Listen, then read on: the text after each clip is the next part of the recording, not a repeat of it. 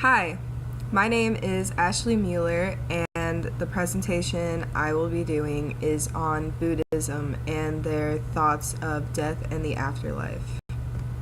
One of the main Buddhist beliefs is that there are four noble truths that are a way to achieve a release from human suffering. The first noble truth is that suffering is inevitable and comes in many forms, such as old age, sickness, and death. Humans are subject to desire, but we are never fully satisfied with anything that we do. Pleasure does not last.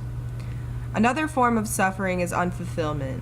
Even if you get that job that you've been desperately wanting, even if you get married, eventually that fulfillment will come to an end. Buddha explains a few different ways to end suffering in the second noble truth. Suffering is caused by basic human needs, sadness from loss, or pain. Buddha believed that the root of all suffering is desire, which comes in three forms.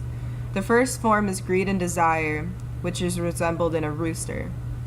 The second is ignorance and delusion, which is resembled as a pig. And the third is hatred and destruction, which is resembled by a snake.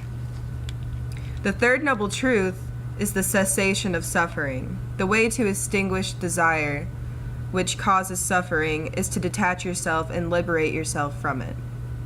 The fourth noble truth, the ending of suffering, can be achieved by following an eightfold path. This is a means of enlightenment.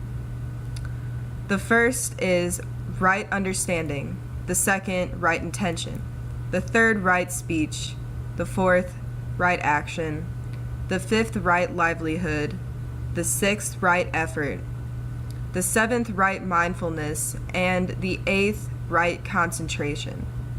They are grouped into wisdom, ethical conduct, and meditation. Buddhists believe that death is a cycle, and that people are reincarnated based on the person that they were in life. The spirit is not extinguished upon death, but instead transfers into another life in one of 6 separate planes. 3 of the planes are fortunate, which means that your life will be good, and then 3 of them are unfortunate, which means that the life that you will live will be one full of suffering. Buddhists believe that death is natural and inevitable. A person can be reincarnated into a human, an animal, or other various forms of spirits, including angels, demons, ghosts, and gods. They are all determined by the level of karma that you have.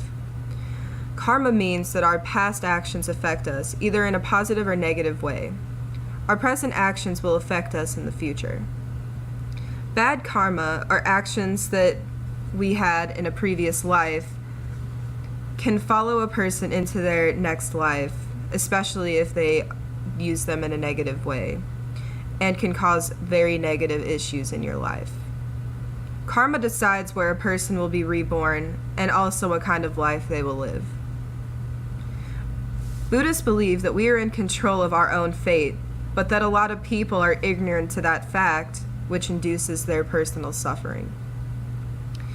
The Buddhists believe that the cycle of death and rebirth can be broken when nirvana is achieved. It means letting go of all individual identity and desires. In the state of nirvana, there is no longer an identity. This is desirable from the Buddhist perspective because the nature of life is suffering caused by the desire for permanence and identity. The biggest difference between Buddhist and Western religious beliefs isn't even the thought of reincarnation, but the ideal that nirvana is the dissolution of self. Immortality of personal identity and perspective is not desirable.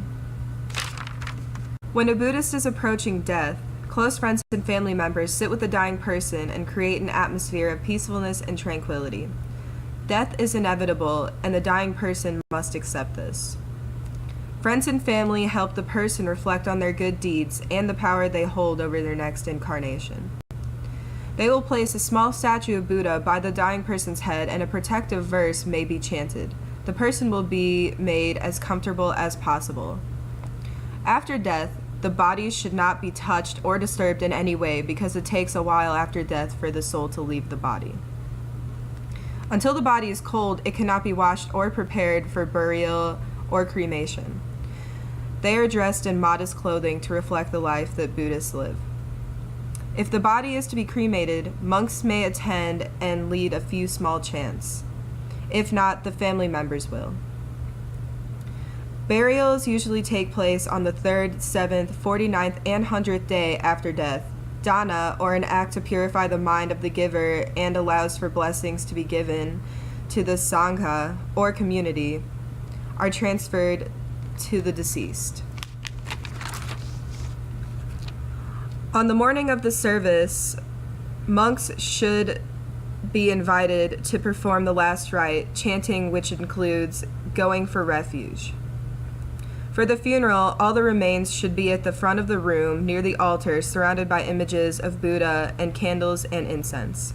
Head coverings should be removed during the service, as it is a respect to the family and the deceased. Thank you for taking the time to watch my presentation, and I really hope that it helped expand your knowledge on Buddhism and their ideas of death and the afterlife.